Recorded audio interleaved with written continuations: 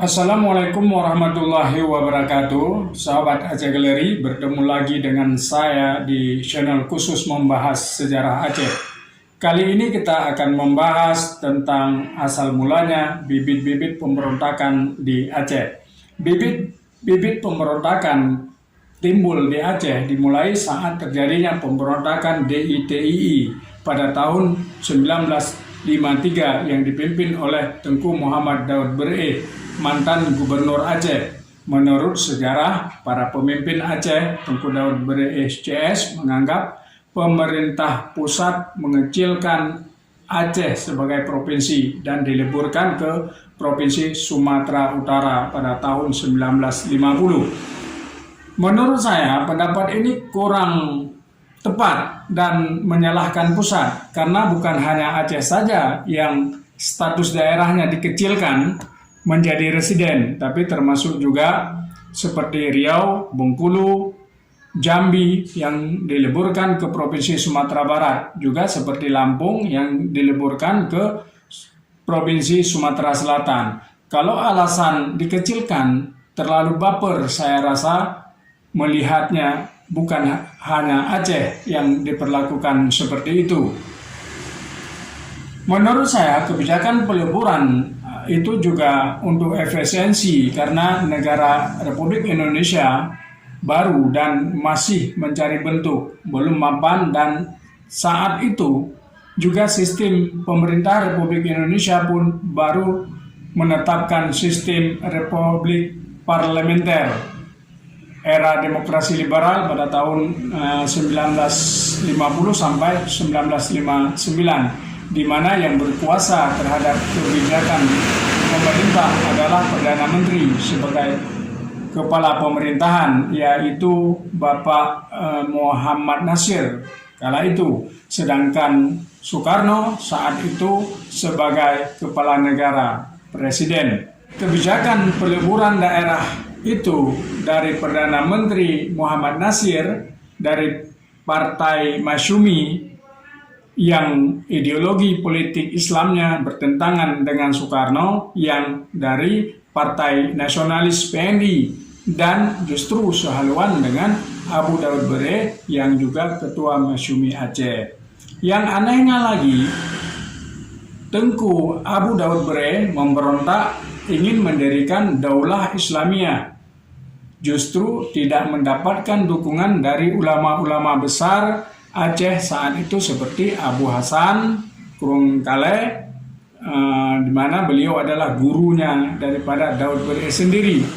Kemudian Abu Hasan malah menganggap gerakan itu sebagai gerakan bugat, yang juga disinonimkan dengan istilah sekarang Khawarij itu sendiri. Gerakan pemberontakan terhadap pemerintah Republik Indonesia yang sah, yang justru Abu Daud Bereh dan kawan-kawan dari pusat sendiri yang membawa Aceh dalam Republik Indonesia ketika Indonesia awal merdeka, setelah mereka berhasil membasmikan pemberontakan yang dilakukan oleh Tengku Muhammad Daud Jumbo yang kita kenal dengan istilah revolusi sosial kala itu. Tidak ada dukungan dari ulama-ulama besar lainnya seperti Abu Mudawali, Abu Habib Senagani, dan ulama-ulama khas Aceh lainnya. Jadi patut dipertanyakan gerakan yang membawakan nama Islam tapi tidak didukung oleh ulama-ulama besar kala itu.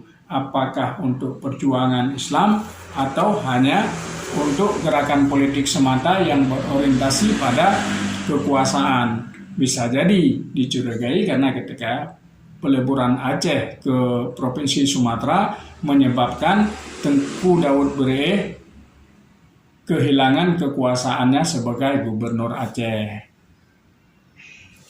dan beliau kemudian diangkat menjadi anggota DPR RI. Selain itu juga, kalau beliau memang mau memperjuangkan Aceh sebagai daerah syariat Islam, kenapa memberontak saat beliau sudah tidak menjabat sebagai gubernur Aceh? Ada masa jabatan 2 tahun, kenapa tidak saat itu meminta keistimewaan kepada pusat. Pemberontakan zaman Abu Daud Bere dapat dipadamkan pada tahun 1962, berakhir melalui jalur arbitrase dengan adanya perjanjian damai Ikrar Lamte. Saya rasa Jakarta masih memperlakukan Aceh dengan baik karena gerakan Buhat ini berakhir dengan damai, berbeda dengan gerakan pemberontakan DITI di tempat lain seperti Kahar Muzakar dan di Sulawesi yang tidak ada kata damai. Mereka diberengus sampai habis dan pemimpin mereka menemui ajal untuk konsekuensinya dalam melakukan pemberontak. Bahkan imam besarnya Kartosuwiryo itu dihukum tembak mati. Hanya 14 tahun Aceh damai pasca DI dan timbullah gerakan pemberontakan lainnya yaitu GAM pada tahun 1976 sampai 2006 yang juga berakhir damai karena musibah tsunami yang dianggap oleh GAM damai karena mereka. Kalau tidak tsunami mungkin gerakan ini juga akan tidak ada bedanya dengan gerakan DITI di luar Aceh yang berakhir dengan kepiluan dan kematian yang sia-sia. Tapi sifat jumawa kaum Khawarid ini tidak akan bisa mengambil hikmah dan tetap dengan sikap dagu terjungkat ke atas, serba dada tetap membusungkan diri. Tetapi begitulah seharusnya sejarah yang terjadi. Pelajaran dan dijadikan titik balik agar tidak terpuruk pada lubang yang sama. Seperti nasib Aceh yang saat ini masih tetap bersikap di luar barisan republik, masih ngotot dengan euforia masa lalu, tapi tanpa sadar kehilangan identitas dan kebingungan sendiri tanpa pegangan sistem dan visi yang jelas, terus menjadi daerah laboratorium, daerah uji coba dari pusat. Entahlah, orang lain sudah pada kebulan, kita masih nyi-nyi aja di sini.